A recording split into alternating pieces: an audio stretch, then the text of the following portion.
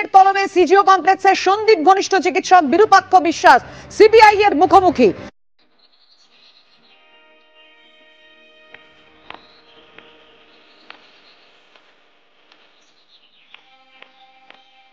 মহিলা চিকিৎসকের দেহ উদ্ধারের দিন আরজিকর মেডিকেলে কি করছিলেন বিরূপাক্ষ, এবং দেহ যেদিন উদ্ধার হয় ঘটনাস্থলে ছিলেন কি বিরূপাক্ষ?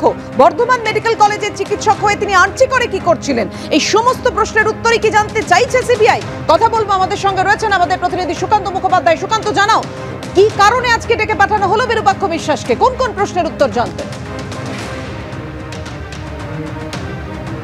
দেখো, একেবারে সিবিআই তদন্তে যেমন খুন ও ধর্ষণের বিষয়টিকে রাখা হয়েছে, তার পাশাপাশি কিন্তু তথ্য প্রমাণ লোপাটের বিষয়টিকেও একই রকম গুরুত্ব দিয়ে দেখা হচ্ছে। যেই তথ্য প্রমাণ লোপাটের অভিযোগে ইতিমধ্যে কিন্তু আমরা জানি যে ওসির টালা, যিনি এখন এই মুহূর্তে সাসপেন্ডেড রয়েছেন, অভিজিৎ মণ্ডল, এবং প্রাক্তন অধ্যক্ষ সন্দীপ ঘোষকেও জিজ্ঞাসাবাদ করা হয়েছে বা তাদেরকে গ্রেপ্তার করা হয়েছে।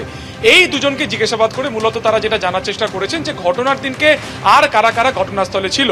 তার পাশাপাশি আমরা জানি গত 17 তারিখে জুনিয়র চিকিৎসকদের আইনজীবীর তরফে মুখ বন্ধ খামে একটি রিপোর্ট সুপ্রিম কোর্টে দেওয়া হয়েছিল, যেখানে বলা হয়েছিল যে সেমিনার হলে কারা কারা সেদিনকে উপস্থিত ছিলেন এবং তাদের মধ্যে বেশিরভাগই কিভাবে বহিরাগত ছিলেন, তারপরেও তারা কেন সেমিনার হলে সেখানে ছিলেন।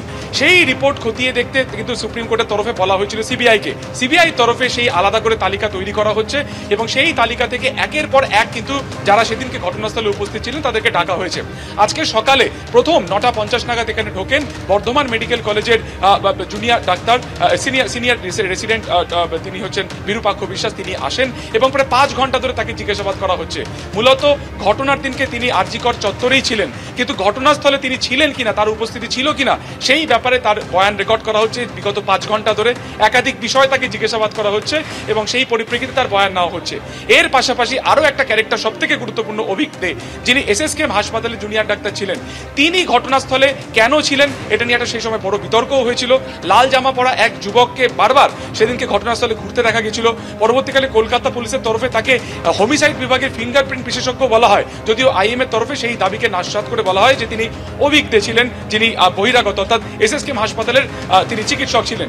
এই আজকে দুজনকে ডাকার নেপথ্যে মূলত সিবিআই যেটা জানার চেষ্টা করছেন যে বহিরাগত থেকেও তারা কি করে সেমিনার হল অবধি পৌঁছলেন, সেখানে দীর্ঘক্ষণ ধরে তারা সেখানে কেন ছিলেন। অভিক দে, যাকে ফরেন্সিক এক্সপার্ট বা যাকে হোমিসাইড বিভাগের যারা এক্সপার্ট যখন নমুনা সংগ্রহ করছিল, তাকে কিন্তু বারবার দেখা গেছিল। কার নির্দেশে তিনি সেখানে পৌঁছেছিলেন, কখন তিনি খবর পেয়েছিলেন, এরকম একাধিক গুরুত্বপূর্ণ তথ্য জানার চেষ্টা হচ্ছে। এবং এই ভাইরাল ভিডিওতে যাদেরকে দেখা যাচ্ছে, এছাড়াও নেপথ্যে আর কারা কারা ছিল সবটা খতিয়ে দেখা হচ্ছে।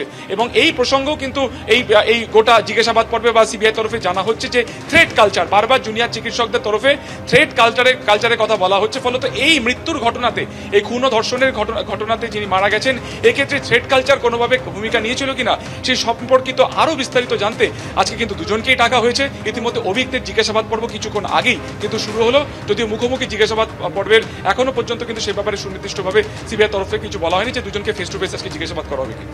ধন্যবাদ সুকান্ত।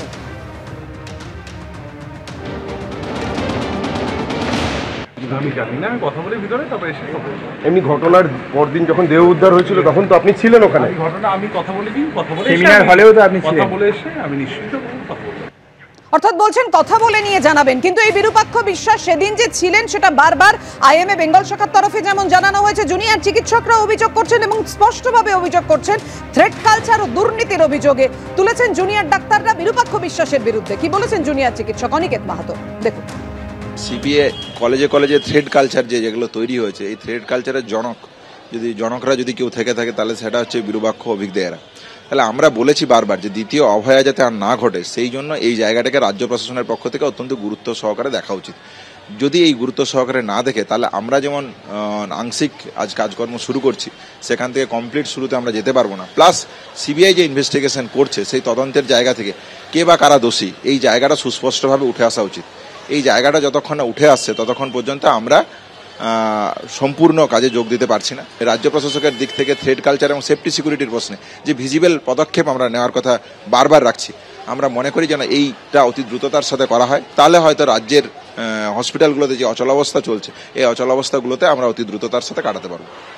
অর্থাৎ বুঝতেই পাচ্ছেন যে কি অভিযোগ করেছেন জুনিয়র চিকিৎসকরা। সন্দীপ ঘোষ ঘনিষ্ঠ এই দুই চিকিৎসক বিরূপাক্ষ বিশ্বাস এবং অভিক দে দুজনকেই জিজ্ঞাসাবাদ করছে সিবিআই। এ প্রসঙ্গে অধীর রঞ্জন চৌধুরী কি বলেছেন দেখুন। ডাকতেই পারে, বহুত্তর আছে বিরূপাক্ষ। সন্দীপ তো শেষ কথা নয়, গোটা ব্যবস্থাটাই দুর্নীতিগ্রস্ত, গোটা ব্যবস্থাটা ক্যান্সারাস হয়ে গেছে। যেখানে গোটা ব্যবস্থা ক্যান্সারাস, সেখানে থেরাপিও আরো করা দরকার, সব রকম থেরাপি সেখানে অ্যাপ্লাই হওয়া দরকার। সিধা কথা এখানে কাজ হবে না।